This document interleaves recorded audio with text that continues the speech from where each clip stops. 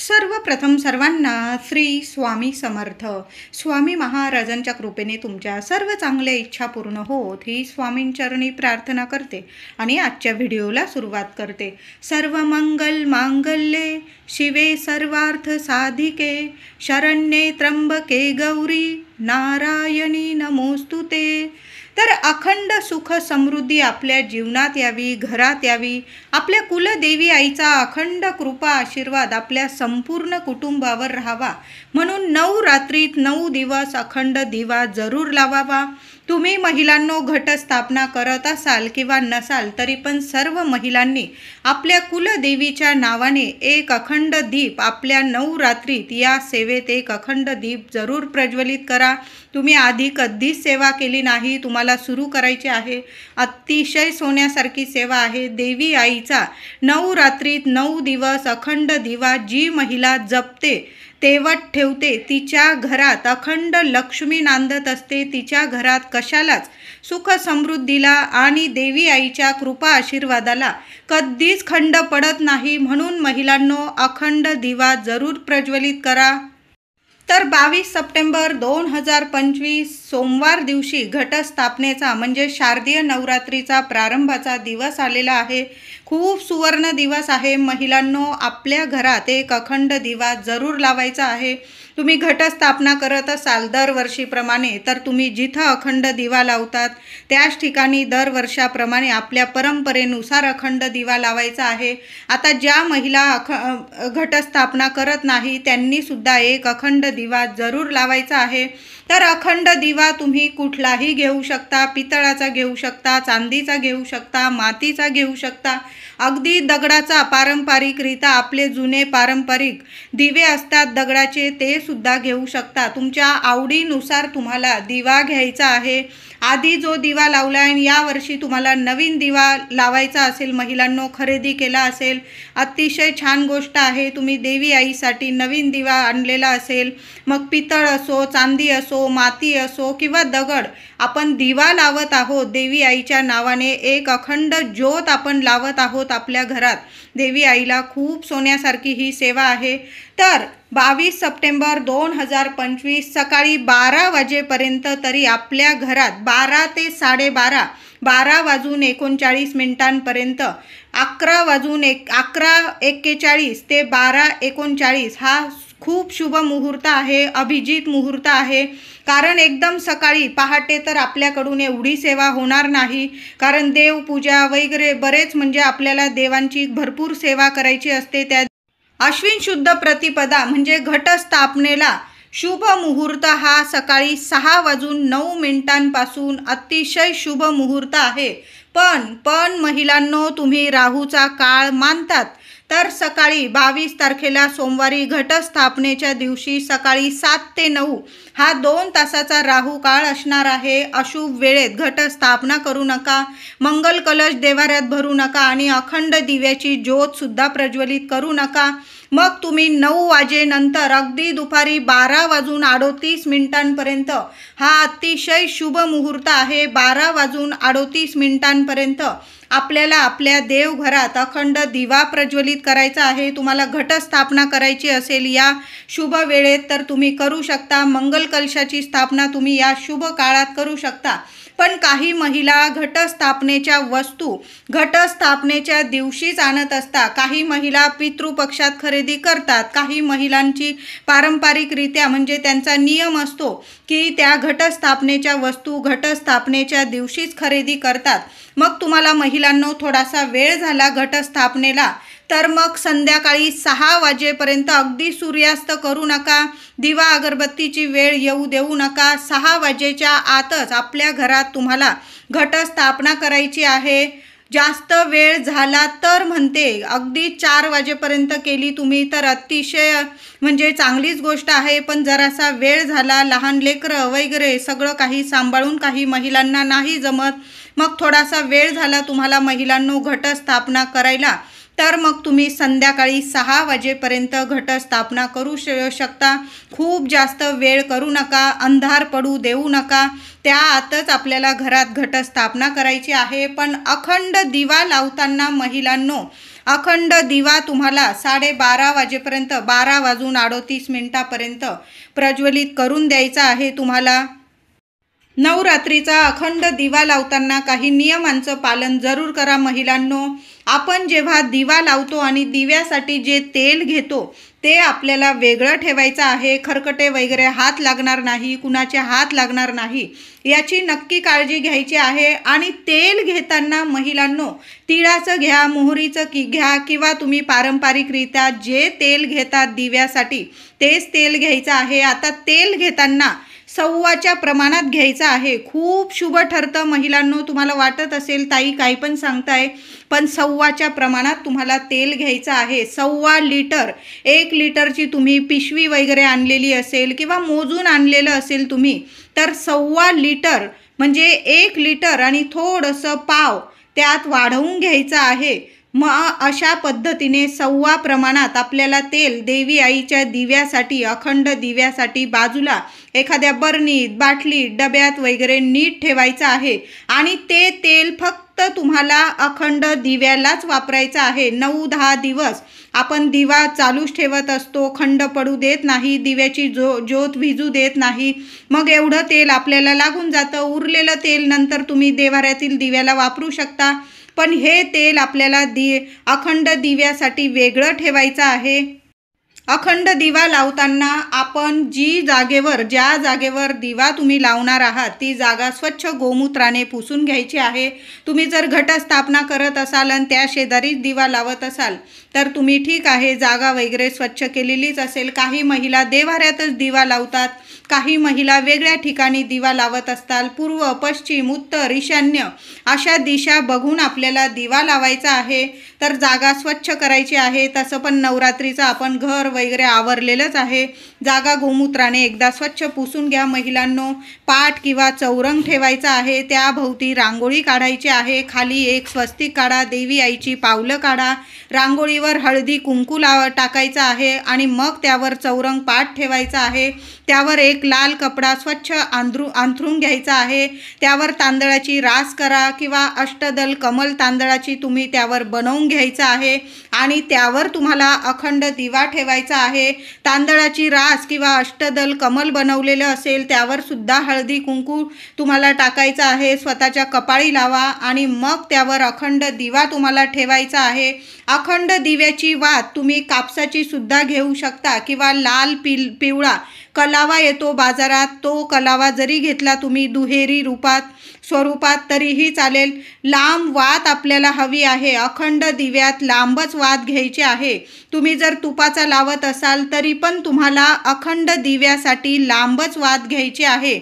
लांब वात घेताना चांगली आपण स्वतःच्या हाताने बनवली तर खूप म्हणजे आपल्याला तो आनंद वेगळाच असतो। 1 पंजा आणि 4 बोटं जास्त असं 1.25 हात लांब वात आपल्याला तयार करायची आहे। कळालं असेल महिलांनो, आपला 1 पंजा आणि 4 बोटं जास्त अशी 1.25 हात लांब वात तयार करून घ्यायची आहे। खूप शुभ ठरते। वात बनवताना चमचाभर दूध आणि चमचाभर पाणी घ्यायचं आहे आणि ते पाणी आणि दूध वापरून आपल्याला कापसाची दुहेरी वात नीट बनवून घ्यायची आहे। तुमच्या घरात जर आजी असतील, आई असतील, पारंपरिकरित्या तुम्हाला वात नीट बनवून देतील आणि तुम्ही बनवली काही हरकत नाही। दूध पाणी वापरलं तर त्या दूध पाणी वापरलेल्या वातीला जास्त तेल सुद्धा लागत नाही। नुसतीच तुम्ही वात वळली तर मग तेल पण जास्त खेचतं आणि वात पण लवकर जळून जाते आणि त्याला काजळी पण येते। म्हणून वात बनवताना महिलांनो दूध पाण्याचा वापर जरूर करा। काही ठिकाणी फक्त दूध वापरले जातं। तुमची जशी परंपरा आहे तशा पद्धतीने वात बनवून घ्यायची आहे। वात चांगली वळून घ्यायची। तुम्ही बाहेरून पण वात आणू शकता, पण स्वतः आपण जेव्हा नवरात्री स्वतःच्या हाताने देवी आईचा अखंड दिव्याची वात बनवताना तो आनंद आपल्याला वेगळाच असतो। तुम्हाला नाही जमली महिलांनो, तुम्ही बाहेरून पण विकत आणू शकता। असं नाही की घरात केलेली वातच शुभ ठरते, बाहेरून आणलेली वात अशुभ ठरते असं नाही। पण तुम्हाला येत असेल तर तुम्ही करू शकता। नाही एवढा वेळ तुम्ही ऑफिसला वगैरे लेकरं बाळं सांभाळून खरंच काही वेळा नाही वेळ मिळत ना, मग तुम्ही बाहेरून पण वात आणू शकता। दिव्यात वात टाकायची आहे, छान तेल टाकायचं आहे। दिवा आपण अष्टदल कमल किंवा तुम्ही तांदळाची रास केलेली त्यावर ठेवायचा आहे। तुम्ही ताम्हणात वगैरे सुद्धा अष्टदल कमल काढू शकता, तांदळाची रास काढू शकता किंवा तुम्ही पाटावर लाल कपड्यावर सुद्धा तुम्ही तांदळाच्या राशीवर दिवा ठेवू शकता। तुमची जशी परंपरा आहे, तुम्ही ताम्हणात दिवा ठेवतात किंवा लाल कपड्यावर आपण आसन देऊन दिवा ठेवू शकता। जशी तुमची पद्धत आहे तशाच पद्धतीने करायचं आहे। दिव्याची हळदी कुंकू फुलं वाहून पूजा करायची आहे। आता ज्यांच्याकडं घटस्थापना झालेली आहे, प्रथम गणपती बाप्पांची त्यांनी स्थापना केली असेल, सुपारी पानावर मांडून प्रथम गणपती बाप्पांची स्थापना, देवी आईचा टाक पानावर विड्याच्या पानांवर मांडला असेल, घटस्थापना झाली असेल। त्याचबरोबर तुम्ही जर फक्त अखंड दिवा लावत असाल महिलांनो, तरी पण पाटावर प्रथम गणपती बाप्पांची स्थापना करा।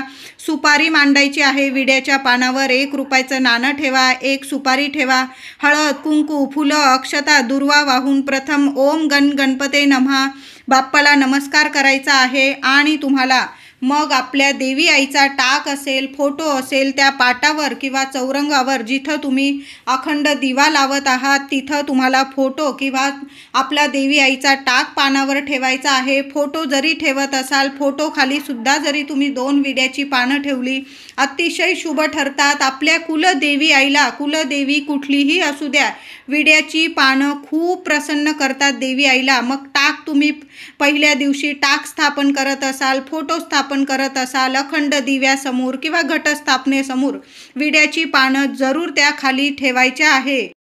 आधी गणपती बाप्पांची स्थापना देवी आईची पानावर स्थापना करा आणि मग अखंड दिवा प्रज्वलित करायचा आहे। तुम्ही देवघरात स्थापन करत असाल आणि देवांची स्थापना तुम्ही जागच्या जागी केलेली असेल आणि तुम्ही दिवा लावत आहात देवांसमोर, तसंही चालेल। वेगळी पूजा मांडलेली असेल तर गणपती बाप्पांची स्थापना आणि देवी आईची स्थापना अखंड दिव्यासमोर जरूर करून घ्या महिलांनो।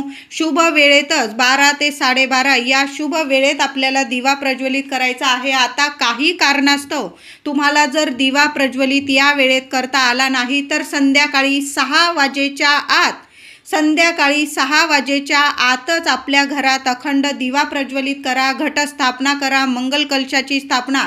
काही कारण असेल मोठं, तुमच्याकडून वस्तू राहून गेलेल्या असतील आणायच्या, खूप वेळ झाला, लहान लेकरं आहे, तुम्ही कुठंतरी गेलेले आहात, तर म्हणते मी, नाही तर सर्वांनी देवी आईची सेवा, मग घटस्थापना असू दे, मंगल कलश, अखंड दिवा दुपारी 12:30च्या आतच आपल्याला सेवा करायची आहे। खूप वेळ झाला तर संध्याकाळी 6 वाजेच्या आत सेवा करायची आहे। दिव्याची छान पूजा करून घ्यायची आहे। दिवा प्रज्वलित करताना दिव्यात काही वस्तू टाकायच्या आहे। पहिली वस्तू म्हणजे भीमसेन कापराचा तुकडा टाकायचा आहे महिलांनो।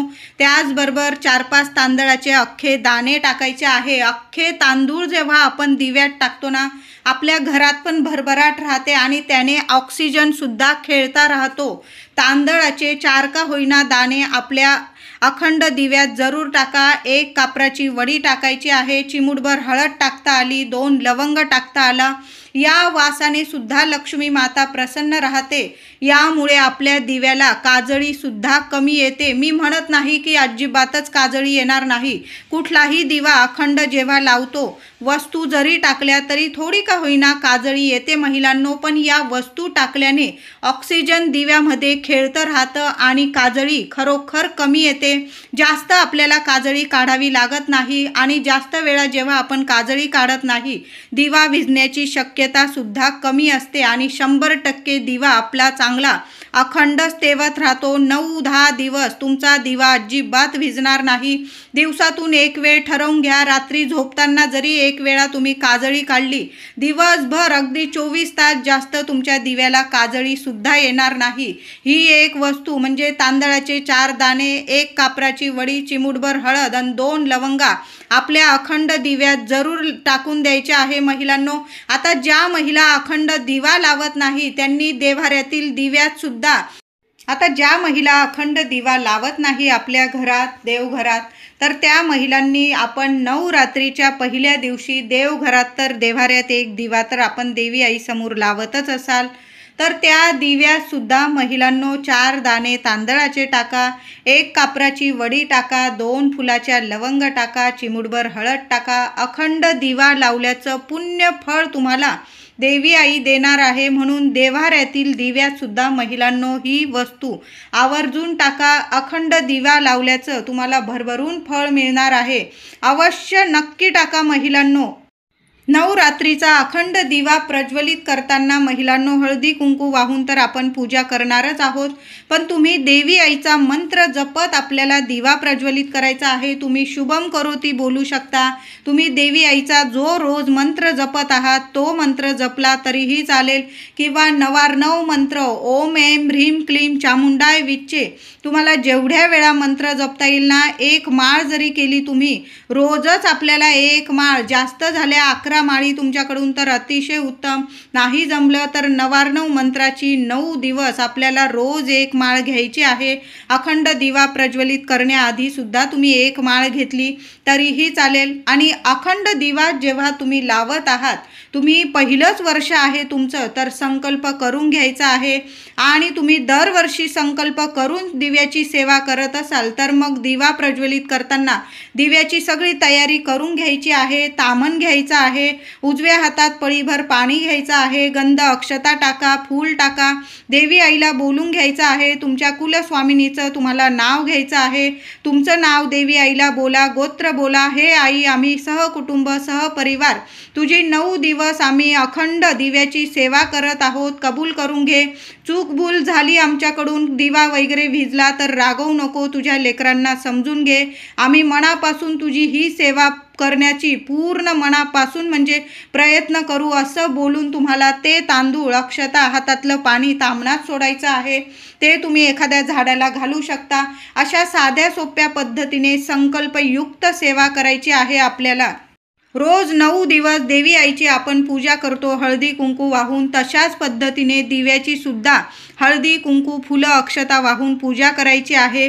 पूजा करताना दिवा हलणार नाही, हात लागणार नाही, याची काळजी घ्या. नीट काळजी घेऊन आपल्याला अखंड दिवा प्रज्वलित करायचा आहे. नवरात्री देवी आईची दोन्ही वेळी आपल्याला आरती करायची आहे. दोन्ही वेळा नाही जमलं तर तुम्ही संध्याकाळी करू शकता, सहकुटुंब सहपरिवार तरी आपल्याला एकत्र येऊन देवी आईची आरती करायची आहे. कापूर आरतीच करायची आहे. दिव्याला देवांना जास्वंदाचे, गुलाबाचे, शेवंतीचे, झेंडूची फुलं रोज व्हायची आहे. देवी आईला आपण माळा अर्पण करत असतो, तसं दिव्याला सुद्धा रोज वेगवेगळी फुलं आवर्जून महिलांनो अर्पण करायचं आहे. आदल्या दिवसाचं फूल वगैरे असेल तर तुम्ही ते निर्माल्यात टाका. परत दुसऱ्या दिवशी वेगळं फूल अर्पण करायचं आहे. तुम्ही देवी आईला रोज नैवेद्य दाखवायचा आहे. साखर, तूप, मध, गूळ, दूध, साखर, फळं, नारळ असे वेगवेगळे नैवेद्य तुम्ही देवाऱ्यात सुद्धा दाखवायचे आहे. जरी तुम्ही घटस्थापना करत असाल किंवा नसाल तरी पण आपण देवी आईला रोज न चुकता अखंड दिव्यासमोर देवी आईला रोज हे वेगवेगळे नैवेद्य दाखवायचे आहे. महिलांनो, समजा चूक भूल तुमच्याकडून अखंड दिवा भिजला तर काही घाबरून जाऊ नका. देवी आई समोर नाक घासणी करून घ्यायची आहे. देवी आईला बोलून घ्या. तसं तर आई आहे, आपले लेकरं काय करता काय नाही देवी आई सर्व बघत असते. चूक भूल देवी आई, माझ्याकडून दिवा भिजलेला आहे, माफी कर, असं बोलून पुन्हा दिवा प्रज्वलित करून घ्यायचा आहे. पण जेव्हा आपण दिव्याची अखंड दिव्याची काजळी जेव्हा काढत असाल तेव्हा अखंड दिव्याच्या साहाय्याने तुम्हाला एक छोटासा दिवा तिथं महिलांनो रोज ठेवूनच घ्यायचा आहे. आणि 9 दिवस आधी तो अखंड दिव्याच्या साहाय्याने एक छोटासा दिवा प्रज्वलित करायचा आणि मग अखंड दिव्याची तुम्हाला काजळी काढायची आहे. काजळी काढताना समजा तुमचा दिवा भिजला, चूक भूल भिजला तर काही घाबरून जाऊ नका. जो अखंड दिव्याच्या साहाय्याने तुम्ही छोटा दिवा लावून घेतलेला आहे त्या दिव्याच्या साहाय्याने पुन्हा तुम्हाला अखंड दिवा प्रज्वलित करून द्यायचा आहे. कुठलेही दोष तुम्हाला अखंड दिवा भिजल्यावर लागणार नाही. अशाच पद्धतीने 9 दिवस तुम्हाला काजळी काढायची आहे. अखंड दिव्याच्या साहाय्याने आधी एक दिवा, छोटासा दिवा प्रज्वलित करून घ्या. त्यात थोडंसंच तेल ठेवा, म्हणजे 1-2 मिनिटासाठी रोज लावून घ्या. काजळी काढून घ्या. भिजलाच तर त्या दिव्याच्या साहाय्याने तो दिवा प्रज्वलित करून घ्यायचा आहे. अखंड दिवा, कुठलेही दोष लागणार नाही. देवी आईची सर्वात सोनेरी सेवा आहे 9 दिवस अखंड दिव्याची अशा साध्या सोप्या पद्धतीने आपल्याला 9 दिवस अखंड दिव्याची सेवा करायची आहे।